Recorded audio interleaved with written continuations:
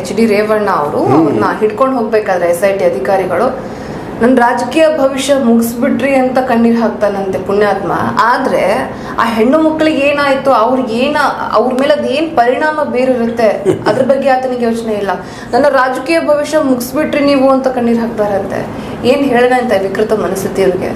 ನೋಡ್ರಿ, ಇಲ್ಲೆಲ್ಲ ತಾವು ಮುಖ್ಯ, ಉಳಿದವ್ರು ಹಾಳಾಗಿ ಹೋಗ್ರಿ. ಈ ದೇಶ ಇದ್ರೂ ಅಷ್ಟೇ, ಇಲ್ಲದೇ ಇದ್ರೂ ಅಷ್ಟೇ ನಾವು ಇರಬೇಕಪ್ಪ, ನಮ್ಮ ಕೈಲಿ ರಾಜಕಾರಣ ಇರಬೇಕು, ನಾವು ಮುಖಂಡರಾಗಿರ್ಬೇಕು ಅನ್ನೋದನ್ನು ಬಿಟ್ಟರೆ ಇವರಲ್ಲಿ ಮತ್ತೇನೂ ಇಲ್ಲ. ಈ ರಾಜಕಾರಣಿಗಳನ್ನು ಇವತ್ತು ಅನೇಕ ರಾಜಕಾರಣಿಗಳಿದ್ದಾರೆ, ಭಾಳಷ್ಟು ರಾಜಕಾರಣಿ ಇವ್ರದ್ದೇನು ಹೊರಗೆ ಬಿದ್ದದ, ಇವ್ರು ಕಪ್ಪು ಮಸಿ ಇತ್ತು ಹಾಗೆ ಇತ್ತು. ಎಲ್ಲ ರಾಜಕಾರಣಿಗಳು ಮ್ಯಾಕ್ಸಿಮಮ್ ಇಂಥ ಜನ ಇದ್ದಾರೆ.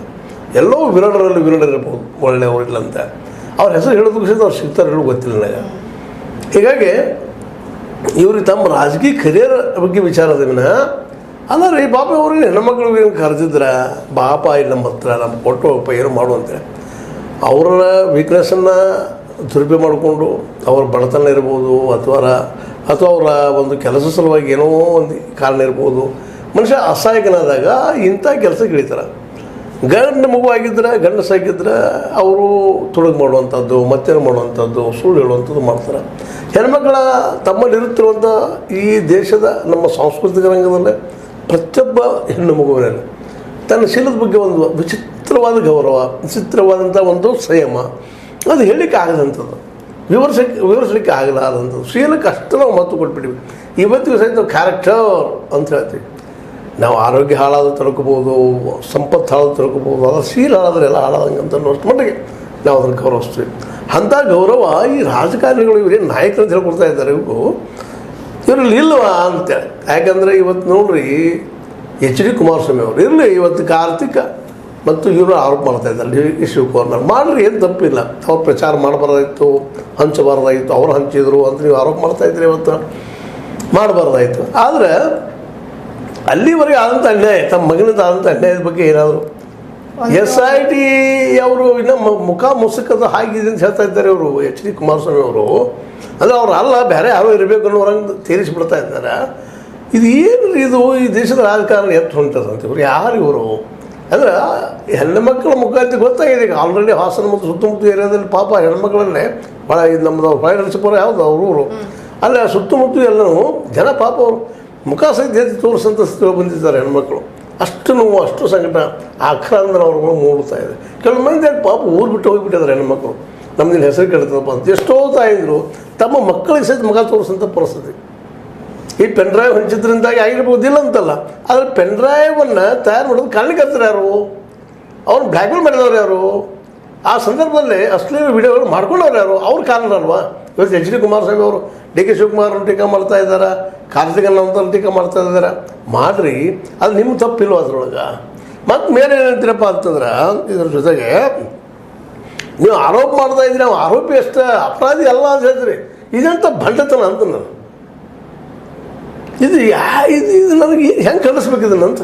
ಅಂಗೈಲೆ ಹುಣ್ಣಿದೆ, ಅದನ್ನ ಇನ್ನೂ ಕನ್ನಡಿಲಿ ತೋರಿಸಿಲ್ಲ, ಅದನ್ನು ಕನ್ನಡಿಲಿ ತೋರಿಸಿ ಪ್ರೂವ್ ರಿಪೋರ್ಟ್ ಬಂದು ಆಮೇಲೆ ನೋಡು ಅದು ಮುಖ ಮಸ್ಕ್ ಅಂತ ಹೇಳ್ತಾ ಇದ್ದಾರೆ SIT ಅಂತ. ಇಂಥ ಎಷ್ಟೋ ಕೇಸ್ಗಳಿಗೆ ಮನುಷ್ಯ ಓಡಾಕ್ ಹೋಗ್ಬೇಕು, ಯಾಕೆ ಹೋಗ್ಬೇಕು, ಅವನು ಎನ್ಕ್ವೈರಿಲಿ ಬರ್ಬೇಕಿತ್ತು. ಆಯ್ತಪ್ಪ ನೀನ್ ತಪ್ಪು ಮಾಡಿಲ್ಲ, ಬಾ ನಾವೆಲ್ಲ ಇದೀವಿ ಪ್ರೂವ್ ಮಾಡೋಣ ಅಂತ ಹೇಳಿ ಯಾಕೆ ಧೈರ್ಯ ಕೊಟ್ಟು ಅದನ್ನ ಕರೆಸ್ತಾ ಇಲ್ಲ? ಹಾಗಿದ್ರೆ ಈಗ ಕರೆಸ್ತಾ ಇದ್ದೀನಿ ಅಂತ ಅದನ್ನ ಹೇಳ್ತಾ ಇದ್ದಾರೆ ಅವ್ರು. ನಾನು ಬಾರಪ್ಪ ಬಾ ಮಗ ಪ್ರಜ್ವಲ ಬಾರಪ್ಪ ಅಂತ ಮನವಿ ಮಾಡ್ಕೊಳ್ತಾ ಇದ್ದಾರೆ ಅವರು ಸಾರ್ವಜನಿಕವಾಗಿ. ಅಲ್ಲ ರೀ, ಇವ್ರಿಗೆ ಇಡೀ ಕುಟುಂಬದವ್ರಿಗೆ ಎಲ್ಲರಿಗೂ ಗೊತ್ತದೆ ಎಲ್ಲಿದ್ದಾರೆ ಇವನ್. ಯಾಕಪ್ಪ ಅಂದ್ರೆ ಅವ್ಗೆ ಹೋಗುವಂಥ ದುಡ್ಡಿನ ಮೂಲ ಯಾವುದು? ಏನು ಬಿಡು, ಅವರೊಬ್ಬರೇ ಧಾರ್ಮಿಕ ಮನುಷ್ಯ ಇದ್ದಾರೆ, ಯಾವುದೋ ಮೂಲದಿಂದ ಬರ್ತದೆ, ಅಥವಾ ಯಾರೋ ಫಾರಿನರ್ ಅದನ್ನು ಎಲ್ಲೋ ದುಡ್ಡು ಬರ್ತದೆ. ಇವ್ರು ದುಡ್ಡು ಬರೋ ಮೂಲ ಯಾವುದು? ಇವ್ರ ಮನಿತನ. ಈ ದುಡ್ಡು ಎಲ್ಲಿ ಹೋಗ್ತದೆ, ಎಲ್ಲಿದೆ ನಮ್ಗೆ ಗೊತ್ತಾಗದೇ ಇರ್ತದೆ. ಒಂದು ಅಷ್ಟು ಅವ್ರು ಪ್ರಾಮಾಣಿಕತಿದ್ರೆ, ಮಸಕ್ಕಾಗಿದ್ರೆ, ಈ ಒಂದು SIT ಅಧಿಕಾರಿಗಳು ಗುರುತು ಹತ್ತಾ ಇಲ್ಲ ಅಂತಿದ್ರೆ ಅದು ಕರೆಕ್ಟ್ ನಾವು ಅಲ್ಲ ಅಂತ ಹೇಳ್ಬೇಕಾಯ್ತಲ್ಲ.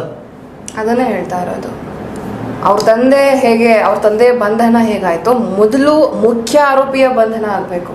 ಅವ್ರು ಅಪಹರಣ ಮಾಡಿದ್ರು ತನ್ನ ಮಗನನ್ನ ಉಳಿಸ್ಕೊಳೋದಕ್ಕೆ ಅಥವಾ ಹೇಳಿಕೆ ಕೊಡದೇ ಇರಲಿ ಅಂತ ಆ ಹೆಣ್ಮಗಳನ್ನ ಹೆದರಿಸೋ ರೀತಿಯಲ್ಲಿ ಅಥವಾ ಬೆದರಿಸೋ ರೀತಿಯಲ್ಲಿ ಮಾಡಿರ್ಬೋದು, ಒಪ್ಕೊಳ್ಳೋಣ. ಪುತ್ರ ವ್ಯಾಮೋಹ ಅತಿಯಾಗಿ ಮಾಡಿದ್ದಾರೆ ಸರಿ.